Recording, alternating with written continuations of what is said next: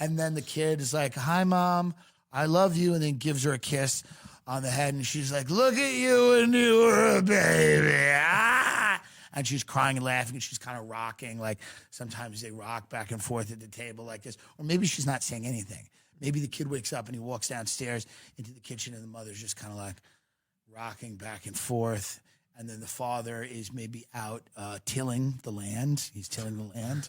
Or maybe he's dead. Or maybe he's, I don't know, doing something else. So the kids now, they don't have the breakfast, right? They're not able to, it's not like people, we grow up with those 1950s commercials where like a mom is making eggs or making pancakes, but that's not true. Or like mom sometimes is working now. Like sometimes kids wake up and the house is empty because the parents are at work, right? So then the kids aren't going to go home. I mean, they're not going to go downstairs and fend for themselves. They need to go and get a breakfast at school. But a lot of people are against that. And I mean, there might be a good reason for it, why a kid shouldn't have a breakfast in school.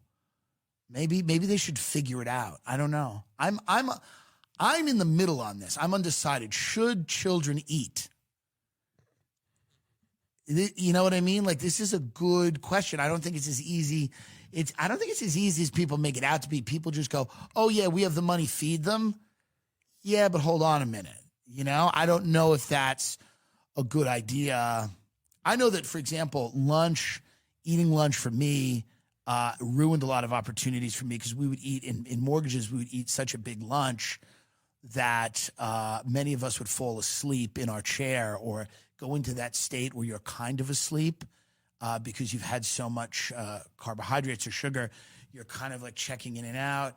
And maybe that's the problem here, is that we need to have kids kind of being like on a fast and healthy.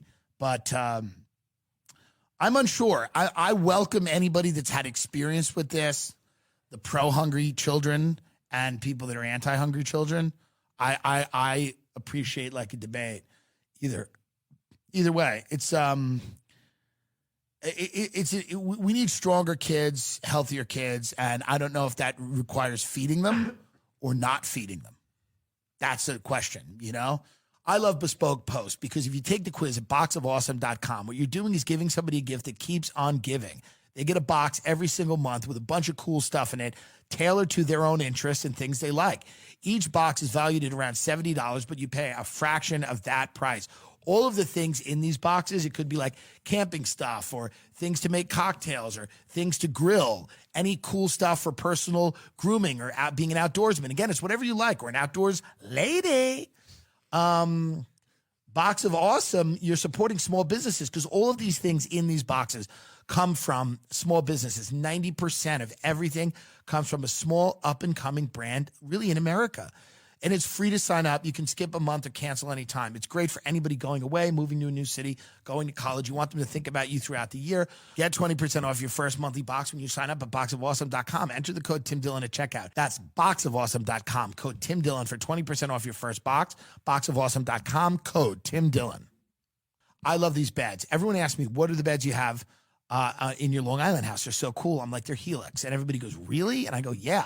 Helix is amazing, okay?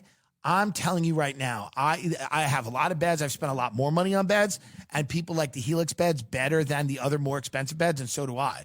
I love Helix. You just take a, quiz. You take a quiz. How do you sleep? What's your